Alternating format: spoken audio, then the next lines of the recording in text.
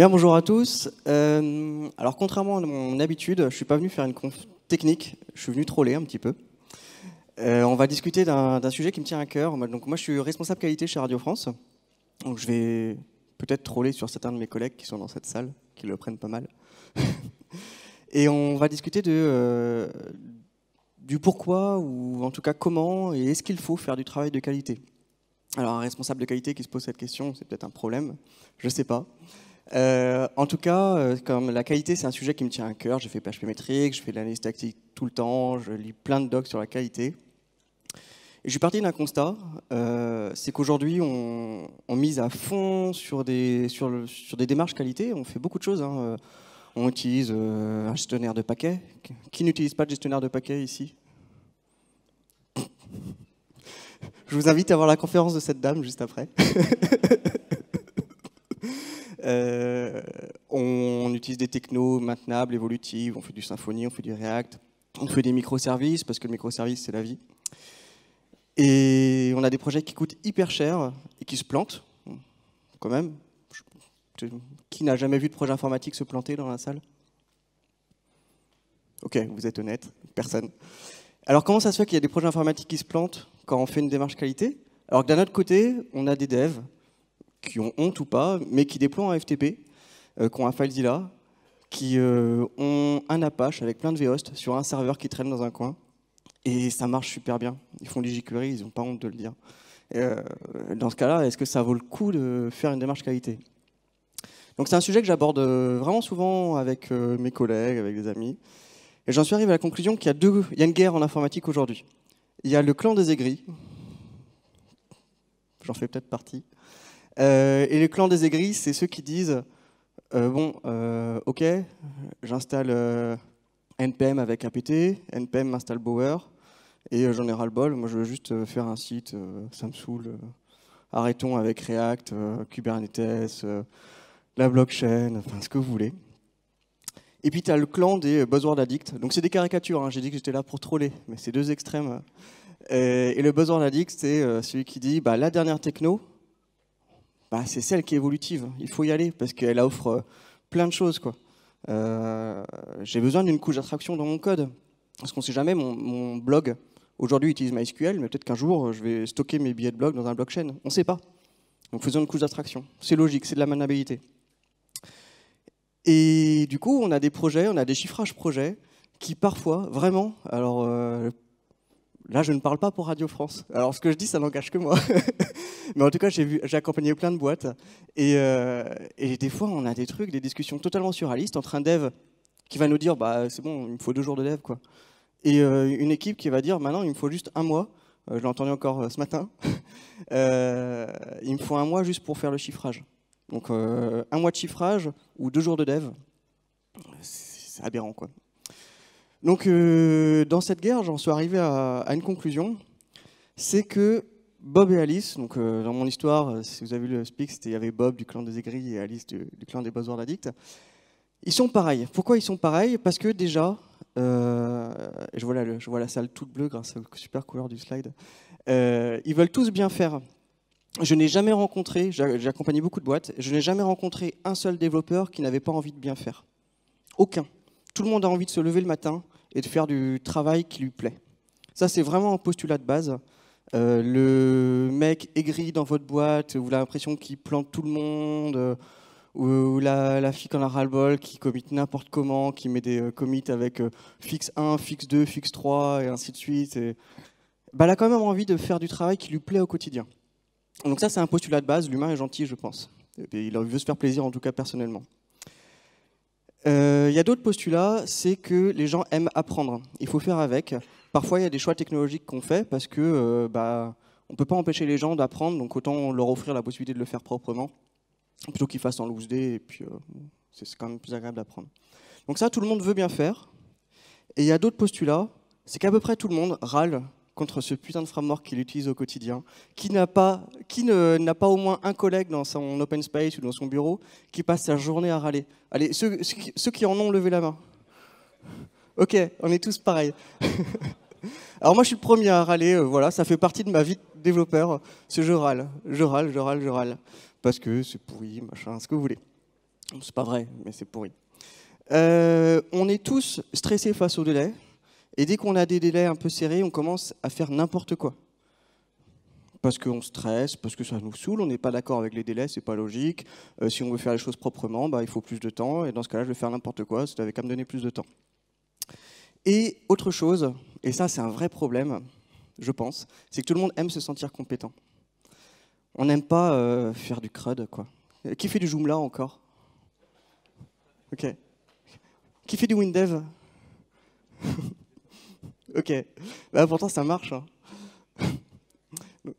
Alors, du coup, une fois qu'on a fait ce postulat, que les gens ils essayent de bien faire, c'est quoi bien faire? Est-ce que justement bien faire, c'est du travail de qualité? C'est une vraie question. Est-ce que bien faire, c'est du code pragmatique? On connaît tous le test, on l'a tous eu à un entretien une fois dans notre vie, on faisait de la suite de Fibonacci. Le recruteur nous dit, calcule-moi la suite de Fibonacci de 1 à 6. Ben, le dev qui va répondre ça, il a répondu correctement à l'exercice. Il a fait la suite de Fibonacci de 1 à 6. Il est pragmatique. Bravo. Je ne sais pas si un dev vous a déjà fait ça une fois dans votre vie, mais ça marche. Et ça peut faire le job. Donc est-ce que c'est ça, bien faire? Bah, si c'était ce qui était demandé. Est-ce que c'est du code solide? Alors ça, c'est toujours l'argument. Dès que je parle de qualité, d'analyse statique, PHP Metrics, etc., on me dit, ouais, mais moi, mon code, il est solide. Alors là, vous avez un super exemple. Il est sur GitHub. C'est un projet, c'est comment on fait 1 plus 1 en orienté objet. Alors, je ne dis pas que c'est du solide, mais en tout cas, prétendument solide. Alors là, je vous invite encore une fois à voir la conférence qui va être juste après la pause sur l'orienté objet. Et c'est vrai que c'est un argument qui revient systématiquement sur les revues de code, etc. C'est ton code n'est pas solide. Le code solide, c'est pas du code compliqué. C'est pas parce qu'on a une couche d'abstraction extrêmement large qu'on a fait du code de qualité. Ça n'a rien à voir. Ça peut être lié, ça peut ne pas être lié. Solide, c'est une manière de faire qui n'est pas ça. En tout cas, avoir plein de classes, ce n'est pas avoir du code de bonne qualité. Donc quand vous avez des débats entre collègues, moi j'en ai très souvent sur du code bien fait. Qu'est-ce que le code bien fait? Est-ce que du code compliqué, complexe, c'est bien fait? Je ne sais pas. J'ai eu des discussions aussi, très souvent, sur des débats, hein, des vrais débats. Là, je ne troll pas, parce que c'est vrai, sur des gens qui me disent ben moi, mes assets ou mes dépendances externes, je les versionne. Moi, je le fais en ce moment. Hein. Il y a des projets, je n'utilise pas Composer. Ils sont versionnés, plus juste pratique. Et d'autres qui me disent, mais ça ne va pas la tête. Mais utiliser un gestionnaire de dépendances, quoi. Et du coup, il ne faut pas oublier que... il y a la célèbre analyse là-dessus, c'est qu'en gros, Internet, c'est 15% Netflix et 50% NPM. Et on se retrouve à avoir des sites. J'ai déployé un site il y a 2 semaines qui fait 118 mégas pour une page. 118 mégas pour une page, je rappelle que c'est un jeu de PlayStation. Donc on déploie un jeu de PlayStation. 10 fois par jour de PlayStation 1, oui, aujourd'hui c'est super lourd. Donc est-ce que faire du travail de qualité, c'est déployer des jeux de PlayStation? Alors moi, en tant que sur ma réflexion de la qualité, je me dis, qu'est-ce qu'on fait? Est-ce qu'on s'en moquerait pas, quoi, totalement? Pourquoi on essaye de faire du travail de qualité? De toute façon, on va planter notre projet. On sait tous à peu près que le projet, il va exploser. Il y aura soit les délais qui vont exploser, soit les coûts qui vont exploser, soit les devs qui seront pas contents, qui vont partir. De toute façon, les devs, c'est des prestats, ils s'en foutent. Enfin, bon. Je troll volontairement, j'exagère le trait, mais c'est très difficile d'avoir des projets qui marchent bien. Ça arrive, et est-ce que ça vaut le coup d'essayer de faire tout ça? Bon. Et un truc qu'il faut savoir, c'est que, c'est une vieille étude, mais je pense que c'est toujours valable, 80% du coût d'un projet, c'est de la recherche et de la résolution de bugs. Dans cette salle, on est tous payés à faire des bugs et à la corriger. On fait que ça toute la journée, toute la journée. Si les projets se passaient bien, on ferait une WinDev, on générait, on partirait, on serait tous au chômage. Tous. Donc les projets ont des bugs et on passe notre temps à les corriger. Ce qui est très triste. Le chiffre est vrai, hein, vraiment. C'est les métriques que je vais donner dans ce support, je les ai tous à peu près vérifiées. Si vous vous intéressez à des métriques sur la qualité logicielle, sur le coût des projets, etc., il y a Google et IBM, c'est 2 sources vraiment très très fiables parce qu'ils analysent beaucoup ce qu'ils font. Alors les 30% du porno, c'est un chiffre que j'ai extrapolé, c'est une supposition. Ok, on a 80% des projets du coût des projets qui sont sur les défauts. Et il y a un truc qu'il faut voir, c'est que plus un défaut est corrigé tard, et plus il coûte cher. Un défaut qui coûterait 1 $ à corriger en début de projet, une fois que le site est en prod, il coûte, alors ça dépend des études, il peut coûter 30 $, ça c'est la moyenne basse, et Yahoo, eux, ils estiment à 1000 $. Donc on a des projets qui coûtent cher, qui ne marchent pas forcément très bien. Du coup, il va peut-être falloir quelque chose. Petit aparté, c'est quoi les défauts? C'est tous ces défauts qui nous posent problème, parce qu'on a tous plein de bugs toute la journée. On a différents types de défauts. On a des mauvaises implémentations, des stories incomplètes, des stories obsolètes. Je pense qu'on s'est tous retrouvés un jour avec quelqu'un qui nous dit de faire une feature. La feature, elle a évolué, ou elle était mal spécifiée. On a poussé du code en prod. On nous dit, non, ça sert à rien, on annule, etc. C'est super galère. Bon, je vais vous dire un truc qui va choquer beaucoup de monde. Les bugs ne sont pas tous à corriger. Déjà. Pourquoi? Parce que sinon, on va passer 80% de notre temps à corriger des bugs. Il y a des bugs qui vont concerner 0,5% de vos utilisateurs. Les corrigez pas. Corrigez le reste. Il y a des bugs mineurs qui vont toucher 99% de vos utilisateurs, corrigez ceux-là. Ceux qui n'ont aucun impact, vous les corrigerez un jour, donc jamais. Donc ça, c'est de l'analyse de risque, en fait. Il y a des matrices que vous trouverez, c'est comment je fixe mes priorités. C'est en fonction de l'impact sur les utilisateurs, le nombre d'utilisateurs, la criticité, etc. Mais tous les bugs ne sont pas corrigés. Du coup, OK. On voit que si on veut réduire les coûts d'un projet, on peut essayer d'investir sur la qualité. C'est déjà pas mal. Mais est-ce qu'il faut vraiment mettre un service QA? Est-ce qu'il faut blinder l'argent dessus? Et comment on le fait? Ça, c'est plus compliqué. En fait, il y a une confusion extrêmement forte, je l'ai fait longtemps, entre la stack technique et la démarche QA. Oui, investir sur de la QA, c'est important. On a vu les chiffres, les coûts des défauts. Mais la QA n'est pas une stack technique. La stack technique, c'est un accident de parcours du logiciel. C'est tout. C'est lié à l'équipe technique. Un exemple que je donne souvent, c'est Google Calendar, il n'y aurait pas Internet. Il y aurait un mec qui viendrait frapper chez vous et vous dire « n'oublie pas, tu as rendez-vous dans 1 heure ». La stack technique, là, c'est juste un accident. Par contre, la démarche de dire qu'il faut que le mec qui vienne frapper chez vous, il est à l'heure, ça, c'est une démarche QA et c'est ça qui va faire que votre client va être satisfait. Donc ça, c'est une confusion qui est très très forte, que j'ai fait longtemps. La stack technique, c'est un accident. Du coup, si c'est un accident, comment on fait pour une démarche QA? Il faut voir que dans la QA, en tout cas dans un projet informatique, il y a 2 types de coûts. Et on a tendance à l'oublier. On a les coûts de conformité, les coûts de non-conformité. Si je vous dis des banalités ou si vous voulez intervenir, vous avez le droit. Les coûts de conformité, c'est quoi? C'est les coûts de prévention, donc la formation, les audits, etc.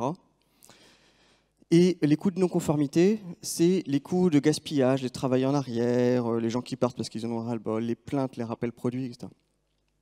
Et la vraie question, c'est vraiment une question qui est très difficile à traiter, c'est est-ce qu'il vaut mieux accepter qu'avoir un projet pourri? Il y a des clients qui l'acceptent très bien, qui nous disent « je sais, j'ai sous-traité, mon code il est pourri mais il fait le job ». Ou est-ce qu'il faut miser sur de la qualité et faire des formations? Formation, ça coûte cher. Est-ce qu'il faut faire des audits? Les audits, ça ennuie tout le monde. Et ce n'est pas une question qui est si facile à traiter que ça. Je ne sais pas si d'ailleurs il y en a dans cette salle qui sauraient déjà répondre à ces questions d'un point de vue purement métrique. Est-ce qu'il vaut mieux faire une démarche qualité ou est-ce que ça coûte moins cher d'avoir un produit pourri? Bon. Ok. Alors il y a des gens qui se sont posés cette question. Et ce qu'ils ont fait, c'est qu'ils ont suivi une vingtaine d'entreprises. Et il y a plusieurs études sur long terme, mais celle-là, c'est celle qui a duré le plus longtemps.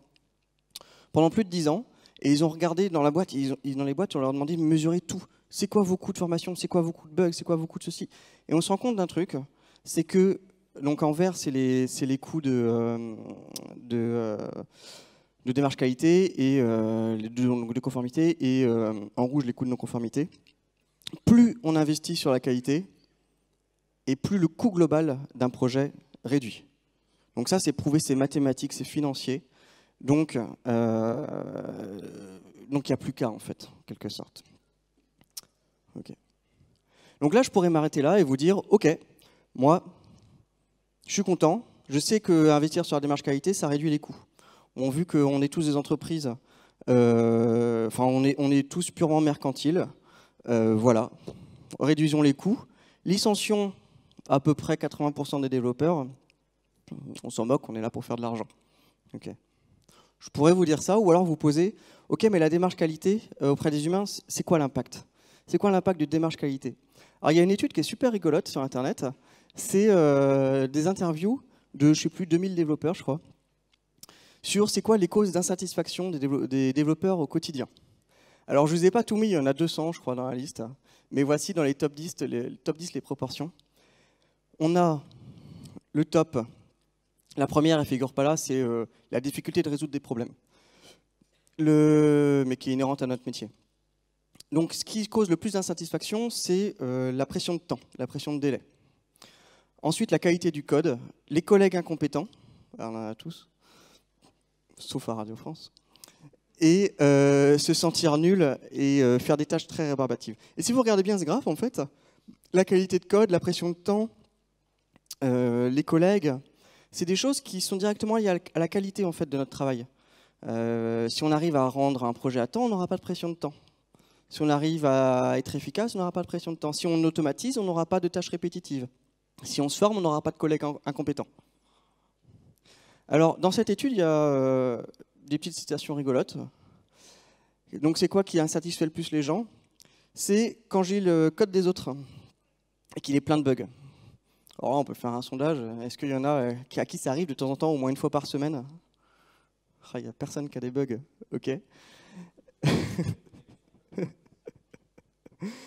Quelque chose aussi qui saoule les gens, c'est quand le code est illisible, mal formaté, mal commenté, peu structuré, etc. Et en fait, on ne se rend pas compte à quel point ça a un impact négatif sur le quotidien. On a un métier de rêve en tant que développeur, on est payé pour taper sur un ordinateur à peu près à longueur de journée et boire du café. On pourrait, franchement, il y a des millions de personnes qui nous envient totalement. On a le métier, c'est le rêve absolu. On n'a pas de contraintes sociales. On sait qu'on trouvera du travail, on est quand même bien payé, on est derrière un ordi, on ne s'escrime pas. Et pourtant, il y a plein de développeurs qui veulent changer de vie parce qu'ils sont dépressifs. Mais c'est pas possible. Ils sont dépressifs pourquoi? Parce qu'ils ont un travail hyper répétitif, ils lisent le code de leurs collègues et ils se disent mais c'est pas possible, qui c'est qui a écrit ça? C'est quand même pas moi. Ah si, c'est moi il y a 6 mois, comment c'est possible? Et comment ça se fait qu'il y a autant de dépressifs et de gens qui veulent changer de vie alors qu'on a le plus beau métier du monde? Enfin en tout cas le métier le plus facile du monde. Peut-être après marketeux. Eh ben, je pense que la démarche qualité est là aussi pour rendre les développeurs plus heureux. Allons jusqu'au bout et essayons d'être heureux au maximum. Ok, si on fait du boulot de qualité, si on essaye, on peut voir qu'on réduit les coûts, on peut voir qu'on est plus heureux, mais comment on fait pour faire du boulot de qualité? Et c'est là qu'il y a toute une mythologie dans l'informatique, en tout cas dans le monde du développement, sur comment on fait du travail de qualité. Pourquoi? Parce que quand je discute avec les gens, je discute très souvent avec plein de gens de la qualité, et la première chose qu'on me dit, c'est la qualité est subjective. Mon code est propre, pas le tien. Mais la qualité, c'est purement objectif. Pourquoi? Parce qu'il y a des normes. Alors j'aime bien parler de normes ISO, donc quand je parle de normes ISO, souvent on me tacle. Mais en tout cas, il y a des standards sur qu'est-ce que la qualité. Il y a des gens très intelligents, dès les années 70, qui se sont posés la question de comment on mesure la qualité, c'est quoi la qualité. Si vous avez le temps, vous pouvez lire les bouquins de McCall qui datent de Mathusalem. Ils ont été enfin, il y a des gens qui sont nés à cet âge-là, mais ils datent de 1977. Et c'est génial parce que les mecs, ils se sont posés toutes les questions sur qu'est-ce que la qualité. Après, ça ne veut pas dire qu'ils ont une réponse absolue, mais ils ont compris un truc qui est vraiment important, c'est que la qualité, c'est plein de petites choses et on ne peut pas tout couvrir. Il faut prioriser la qualité. Il y a un questionnaire ISTQB que moi j'ai toujours fait passer aux clients que j'accompagnais. Okay. ISTQB, c'est l'International Software Testability Quality Board, donc c'est un groupe international sur la testabilité logicielle. Il y a des choses à apprendre, il y a des choses pas à apprendre, mais ça c'est à apprendre. Ils ont découpé, ils ont fait une grille d'évaluation des facteurs qualité, ils ont listé plein de facteurs qualité, et ils ont dit vous devez les trier par ordre d'importance. Cette feuille, quand j'étais consultant, je la faisais signer par l'équipe technique, je la faisais tamponner par le patron, je la faisais signer par le CTO, et je l'affichais systématiquement. C'est, à mon avis, la seule manière de faire du travail de qualité, c'est d'avoir des objectifs précis et de les poser auprès de tout le monde. La performance, la maintenabilité, etc. Voici une liste de critères. Alors la liste des critères évolue selon la personne qui les écrit. Je les parcours avec vous, parce que les slides comme ça, on ne les lit jamais. Mais exactitude, est-ce que ça fait le projet est conforme au spec? Fiabilité, est-ce que le projet est conforme à ce qu'on voulait faire? Est-ce qu'il fonctionne bien? Est-ce qu'il ne tombe pas en panne? Efficacité, est-ce qu'il ne consomme pas plus de ressources qu'il ne devrait? Donc la performance en fait partie. L'intégrité, est-ce qu'on ne corrompt pas les données? L'ergonomie, est-ce qu'il est utilisable? Est-ce qu'on peut le donner à n'importe qui? La maintenabilité, ça en français c'est maintenabilité, est-ce qu'on arrive à fixer des bugs dedans? L'utilité, c'est ce qui rend service. Testabilité, est-ce qu'on va pouvoir lancer des tests automatisés ou resetter en tout cas facilement? Flexibilité, est-ce qu'il est évolutif? Portabilité, alors dans le web c'est moins parlant, mais c'est est-ce qu'on peut le faire évoluer sur d'autres systèmes? Est-ce qu'on peut passer de Windows à Linux par exemple? Réutilisabilité, est-ce qu'il y a des choses dedans qu'on peut réutiliser d'un projet à l'autre? Et ça on sait qu'en informatique c'est une vraie difficulté. Et l'interopérabilité, est-ce qu'il interagit bien avec le système d'information? Eh bien je vous assure, il est impossible de respecter plus de 2 critères de cette grille. C'est antinomique, vous ne pouvez pas. Vous pouvez avoir une équipe de 500 personnes, ça a été acté, ça a été testé, on ne peut pas réussir à faire plus de 2 critères dans cette liste. Vous voulez être hyper utilisable, que votre projet soit ergonomique, vous voulez qu'il soit évolutif, bah oubliez la performance. Vous pouvez essayer un petit peu, mais vous n'y arriverez pas, ce ne sera pas votre priorité, et à un moment donné, vous serez en opposition entre vos critères principaux et les critères que vous allez avoir. Et qu'est-ce que ça permet, en fait, une fois qu'on a posé ça? Ça élimine les conflits sur la démarche qualité. Par exemple, une équipe aurait ergonomie, maintenabilité, et on va avoir un dev qui, en toute bonne foi, parce que son travail, c'est d'être heureux au quotidien, et il va dire l'algo n'est pas optimal. La complexité asymptotique de ce code, c'est n carré, ça ne me convient pas, c'est trop lent, etc. Et bien l'équipe, là, elle peut dire ce n'est pas prioritaire. Il n'y a pas de sujet de discussion, c'est pas prioritaire, c'est pas dans les critères de qualité. Par contre, l'utilisateur qui a mal utilisé le bouton du tunnel de conversion, ça c'est prioritaire. Pourquoi? Parce que l'ergonomie, c'est une priorité. J'ai inventé la PSR 83. La classe ne doit pas porter le nom d'un fromage AOC. Ça c'est pareil, c'est des sujets qui sont extrêmement importants et qui reviennent systématiquement dans les revues de code. Les revues de code, c'est une démarche qualité, etc.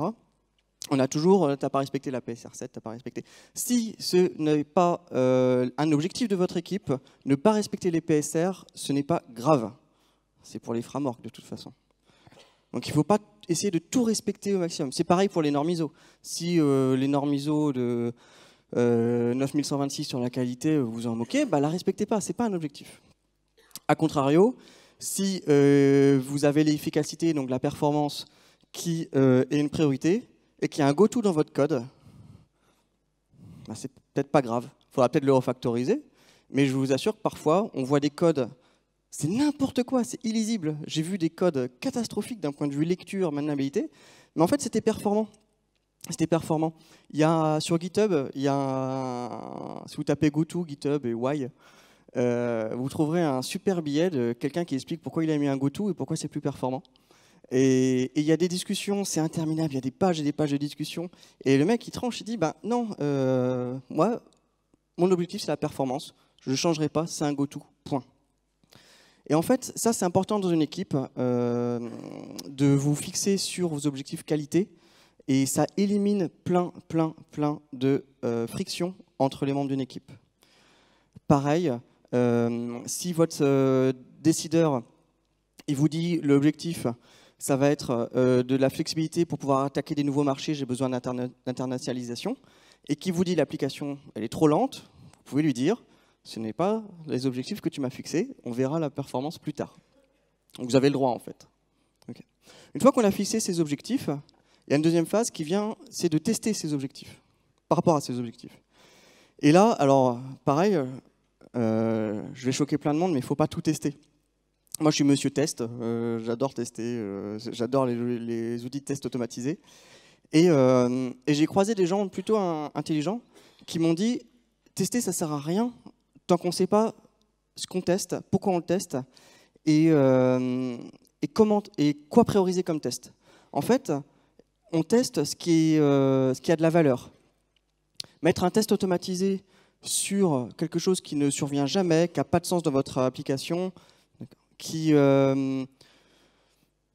finalement qui prend 3 secondes à tester, enfin 3 secondes même pas, qui fait partie qui se voit tout de suite, ça n'a pas de sens.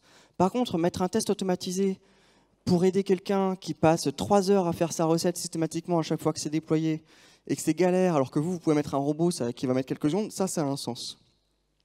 Mais ça ne sert à rien de passer 50% de son temps de développement à faire des tests si ces tests n'ont pas de valeur ajoutée. Et ça, dans une démarche qualité, c'est quelque chose qui est très dur à comprendre, que j'ai mis longtemps à comprendre d'ailleurs. Parce que moi, tester, c'est mon dada. Et on m'a dit tester, c'est douter. J'en suis pas là, mais parfois, effectivement, il faut faire le compromis entre le test et l'efficacité, en tout cas, de production. Alors, tester, c'est douter, c'est Bob. Hein.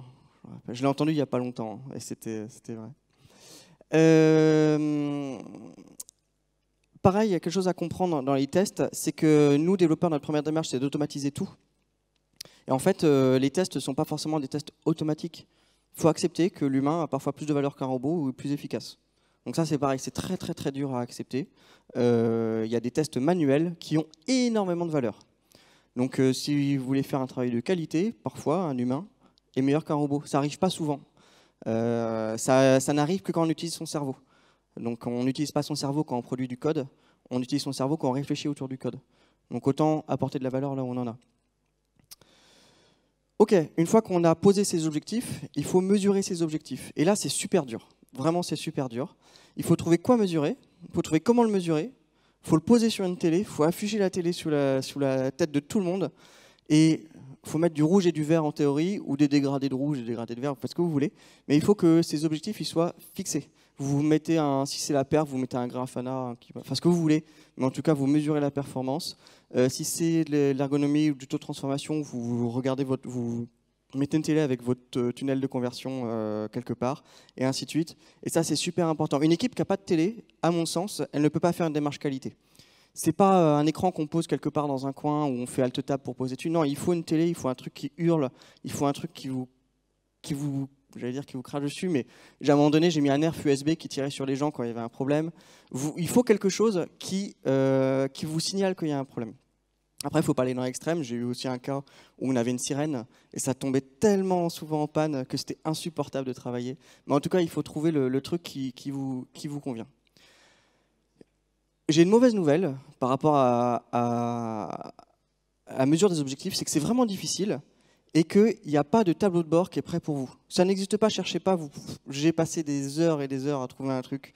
Les tableaux de bord, c'est à vous de les construire. Et à mon avis, il vous faut quelqu'un dans votre équipe qui est dédié à ça. Au moins le temps de la mise en place de la démarche qui va essayer de faire en sorte d'améliorer les choses. Pourquoi? Parce qu'il faut aller récolter les métriques partout, le nombre de merge requests que vous faites. Si vous faites de la maniabilité ou l'évolutivité, vous aurez des métriques à les puiser. Vous allez taper les API de tous vos outils, de votre outil de ticketing, de votre prod, de partout. Et ça, c'est un truc qui est dur à accepter aussi, c'est qu'il vous faut du temps consacré à la création de tableaux de bord. Et pas juste un peu, ça prend vraiment beaucoup de temps. Bon, ça tombe bien, vous allez en gagner parce qu'avec une démarche qualité, vous avez beaucoup plus de temps libre. Donc plutôt que licencier les développeurs, gardez-les et faites-leur faire des tableaux de bord qui seront vraiment utiles à ce qu'ils font.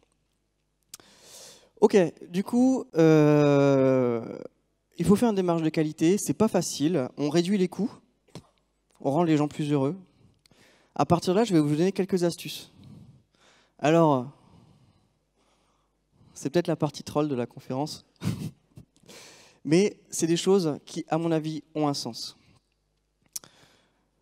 Non. Utiliser un gestionnaire de paquets, ce n'est pas forcément un plus pour vos devs. Vraiment. Devoir installer apt, enfin devoir installer npm qui va installer bower, qui va faire ceci, qui va faire cela, ce n'est pas forcément un signe de bonne qualité. Ça peut être utile, ça peut clairement être utile. Mais si un dev arrive dans votre équipe en disant « Bouh, bande de guignols, vous utilisez jQuery versionné dans votre projet », Vous avez le droit de lui répondre, ben ouais, c'est un choix. Donc ça, c'est vraiment quelque chose qui est fort, c'est que l'outil qu'on passe à Yarn, on passe à ce que vous voulez, c'est pas forcément un plus. Pareil, utiliser Gulp plutôt qu'un Makefile ou n'importe quoi, ou qu'un script en bash, c'est la même chose, c'est le même paradigme. C'est pas quelque chose, il faut courir dessus. Autre chose, une phrase que je dis souvent, c'est une citation de Célèbre Jean-François. Avant d'utiliser React, j'ai rien contre React, mais si vous avez besoin d'afficher 1 million d'éléments dans votre tableau, bah peut-être que vous devriez revoir l'ergonomie. Qu'est-ce que ça veut dire? Ça veut dire que avant de courir sur une techno, parce qu'on part vers des technos, moi aussi je pars vers des technos, j'adore, on aime bien se valoriser dans son travail, on aime bien apprendre des nouvelles choses, bah peut-être qu'on n'a pas de problème en fait. La technologie, elle résout aucun problème, ou elle le résout mal. Et c'est pas simple à accepter, hein. Vraiment, je vois des mines déconfites dans la salle. mais parfois, on choisit des technologies pour résoudre des problèmes, et en fait la technologie, on s'en moque, quoi. Le problème, c'est peut-être d'avoir un UX dans la salle et de répondre à la difficulté d'afficher beaucoup d'informations d'une autre manière. Peut-être que React est la solution, peut-être pas. Dur à accepter aussi, ça c'est tellement décevant dans la vie. jQuery, il fait le job. Oui, il fait le job. Vous mettez $.machin.click et ça fait le job. Ça c'est juste fou. Et c'est marrant parce que là, sur le club des aigris, on est vraiment en plein dedans. Ça, j'ai la discussion tout le temps entre le jQuery et le reste du monde. Et oui, jQuery peut faire le job. Je ne dis pas qu'il fait le job, mais il peut faire le job. Et c'est pareil, c'est très dur à accepter, il faut que vous vous concertiez dans votre équipe. Nous, c'est un sujet, ça peut arriver que ce soit un sujet de discussion compliqué. Est-ce qu'il faut jQuery, est-ce qu'il ne faut pas jQuery? Bon, voilà. Mais il faut, en tout cas, c'est ce genre de questions qu'il faut vous poser au sein d'une équipe si vous voulez faire une démarche qualité, en tout cas si vous voulez améliorer votre quotidien. Dans l'autre extrême, parce que je l'ai déjà entendu, j'ai eu un CTO en face de moi qui me disait c'est bon, à chaque fois qu'on crache la prod, on appelle l'infra, ils nous remettent le index.php et on n'en parle plus. Au pire, on a eu 5 minutes d'interruption. En 2017, planter une prod parce qu'on utilise FileZilla, bon, on peut peut-être mieux faire. Ça, clan des aigris, moins un point. Autre chose qui est très très très difficile à accepter pour un dev, c'est que on fait du web et franchement, on fait du CRUD, quoi. On fait rien de plus. De temps en temps, on a un formulaire de contact, ouais. Mais le CRUD, la création de lire, créer, enfin, c'est des trucs qu'on fait quotidiennement. Et vraiment, 99,9% des problèmes qu'on résout aujourd'hui ont déjà été résolus par d'autres. C'est frustrant. Il y a des gens à qui j'ai dit ça qui ont dit mais non, c'est pas possible. Je peux pas, moi j'ai besoin de trouver de la valeur dans mon travail. Oui, trouve de la valeur sur les 0,1% qui sont du métier où là on apporte de la plus-value.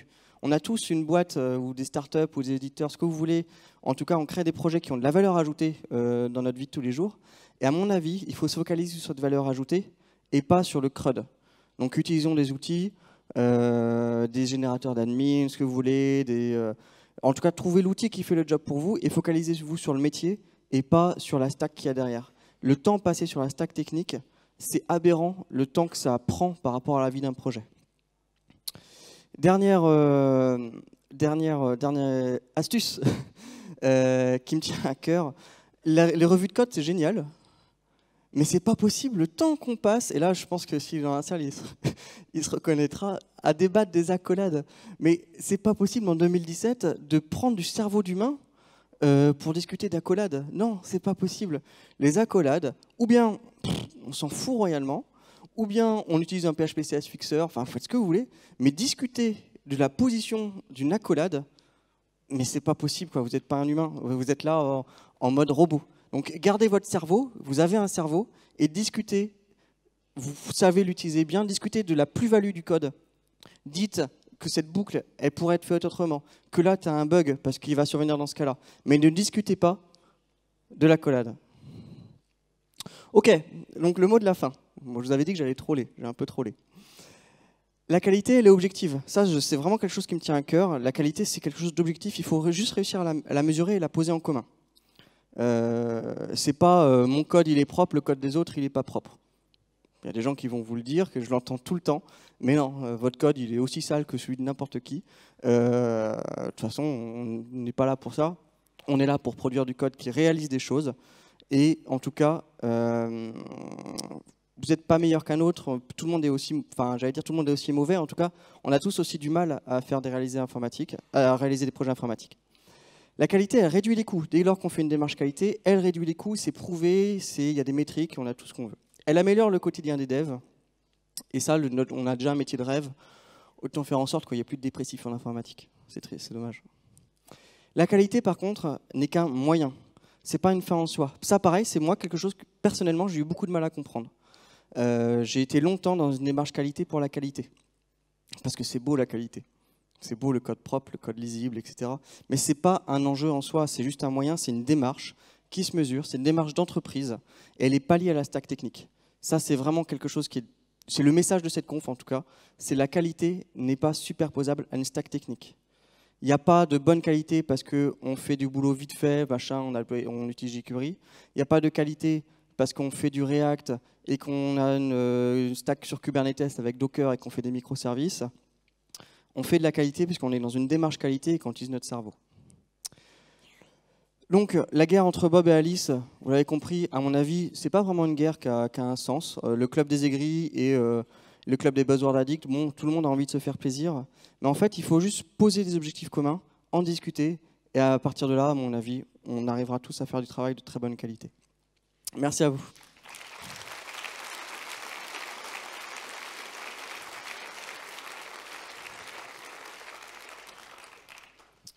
On a le temps pour allez dire 2 ou 3 questions max. Est-ce qu'il y a des gens qui ont des questions?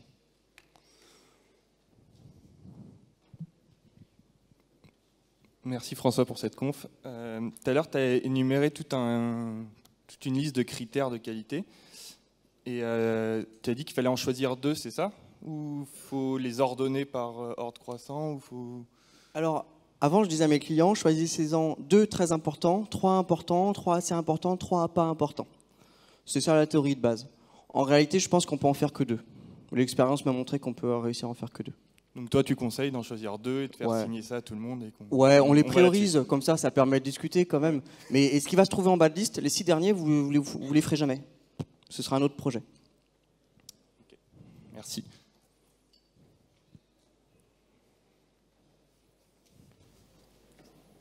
Je m'attends au pire. Bah, t'as trollé à mon tour.